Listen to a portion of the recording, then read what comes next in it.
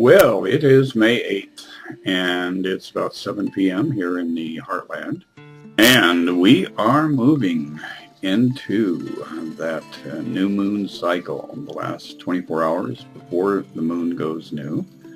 And as I have mentioned before, this is a period of disintegration, so don't get involved in projects over the next 24 hours that you have expectation of long-term advancement with, because everything initiated in the dark of the moon tends to kind of fizzle out.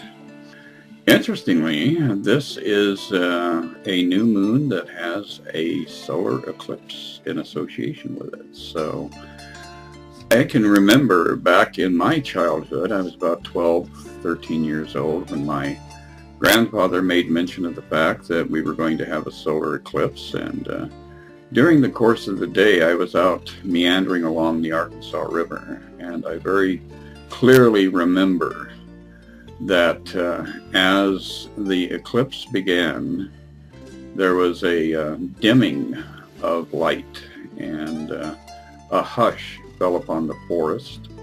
All the trees seemed somewhat lifeless. It was kind of eerie how the wind had ceased, and the birds stopped making noise, and the critters that normally are moving around in the bushes stopped and paused. And the only thing that I observed that was moving was the water of the river.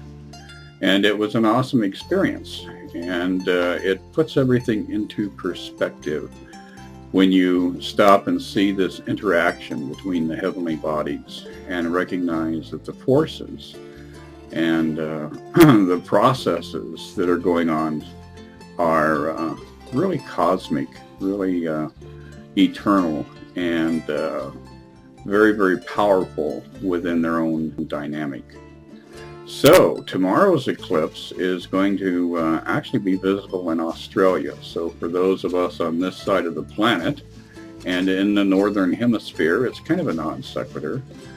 But astrologers in the past have interpreted both the solar as well as the lunar eclipse phases as being something to be cautious around or something to be fearful of. But I think that now, as we are evolving in consciousness, that we are ready to rescript and redefine the passages that go on around us, and tone down our expectation of a malefic interaction and a negative outcome. So with this solar eclipse, I would say that those of you who are wanting to make that next step, the sun is going to kind of wink at you. It's going to kind of pause for a moment, and the moon will be between the earth and the sun. And that would be a good time to really look at unifying both the masculine and the feminine, the positive and the negative, the sun and the moon, and embrace that new vision of who you can become and what your journey is all about here on the planet. So, with that in mind, and looking at everything else going on around us here, we will have the moon renewing itself about 7 p.m. Central Time. And that's when you want to start putting seeds in the ground, when you want to start planting your ideas, your vision, your desires in healthy soil.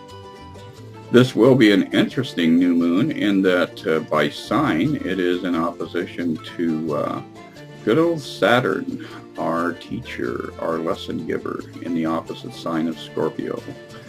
And so this new moon is going to reveal some new concepts, some new ideas, some new visions if you are in that state of receptivity. The other primary influences going on with this new moon is the tightened aspect between Pluto and Uranus. And as this square continues to draw closer and closer and closer to an exact square, This is definitely a time to be mindful of getting yourselves into environments or situations where there is a lot of tension, because you really don't need that as a distraction when you are in this phase of renewal with the passage of the moon. So it's going to be an interesting evening, and I would say anytime after 7 p.m. Central, you can adjust the time for where you live. It's a good time to honor not only the movement of the heavenly orbs, but the advancement of your own existence here on the planet. And give yourself credit for the fact that you have evolved, you have moved forward, and that we are entering an era where, as we gain confidence in the positive attributes that we are expressing in this world, we will be able to implement more and more of a state of grace for ourselves and those around us. So, mi amigos, it is new moon time in Taurus, and Thursday evening is that wonderful positive kind of shift that will give you a vision of the future in accordance to your capacity to receive.